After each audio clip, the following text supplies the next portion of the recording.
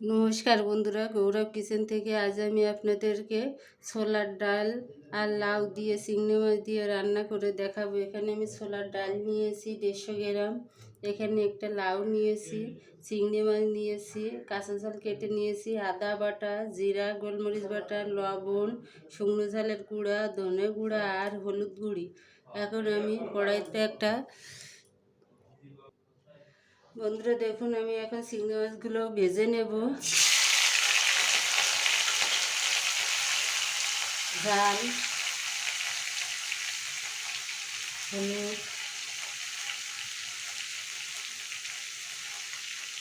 লবণ,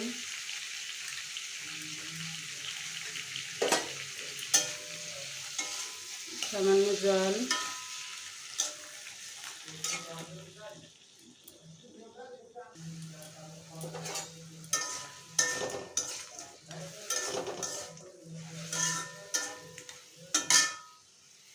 বন্ধুরা দেখুন, আমি লাউয়ের ভিতরের এই অংশটা এভাবে কেটে বাদ দিয়ে নেব, কারণ আমি ডাল দিয়ে রান্না করব। লাউগুলো গোটা গোটা থাকবে, এগুলো দিলে একটু ঘটে যাবে। তাই বন্ধুরা দেখুন, আমার চিংড়ি মাছগুলো ভাজা হয়ে গেছে, এখন আমি এগুলো নামিয়ে নেব।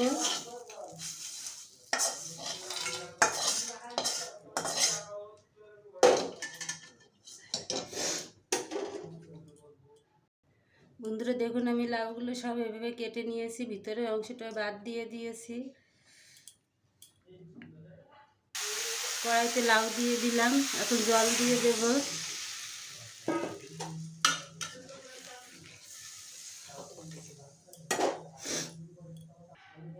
এখন আমি ডালগুলো দিয়ে দেব।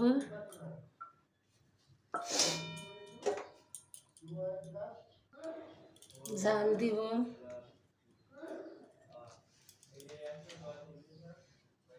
লবণ,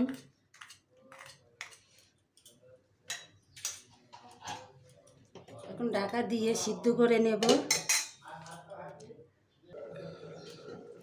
বন্ধু দেখুন, আমি 10 মিনিট পরে ফিরে এসেছি। আমি মাঝে একবার নেড়ে দিয়েছিলাম। এই দেখুন, আমার লাউ ডাল দুটোই কি সুন্দর সিদ্ধ হয়ে গেছে। দেখুন, এখন আমি চিংড়ি মাছগুলো দিয়ে দেব।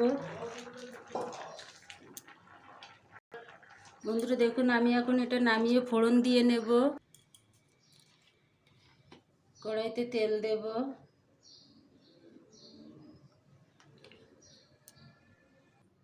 কালো জিরা, আদা বাটা,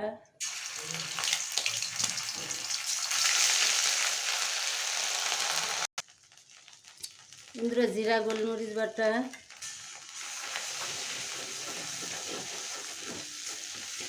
ঝালের গুঁড়া, ধনের গুঁড়া, সামান্য একটু জল দিয়ে মশলাটা কষিয়ে নেব।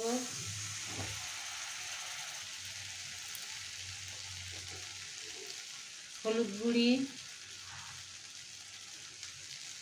আমি হলুদটা আগে দিইনি, কারণ তেলে হলুদটা দিলে তরকারির কালারটা সুন্দর আসে।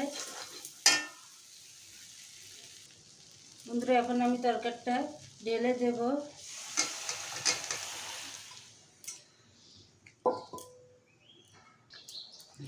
বন্ধুরা, আমার এই লাউ আর ছোলার ডাল দিয়ে চিংড়ি মাছের এই রেসিপিটি যদি আপনাদের ভালো লেগে থাকে, প্লিজ আমাকে লাইক, কমেন্ট এবং শেয়ার করবেন, আর পাশে থাকা বেল আইকনটি চাপ দেবেন।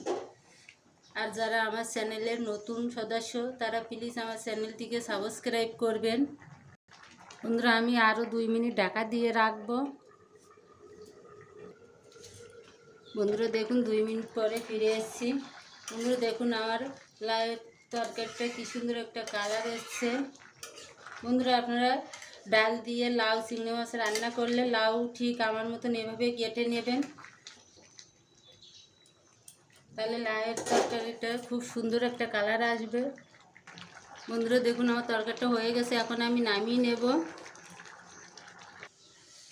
বন্ধুরা দেখুন, আমার ডাল আর লাউয়ের তরকারিটা হয়ে গেল চিংড়ি মাছ দিয়ে। আমার ডালগুলো কিন্তু এরকম আস্তে আস্তে রয়েছে, একদম গলে যায়নি।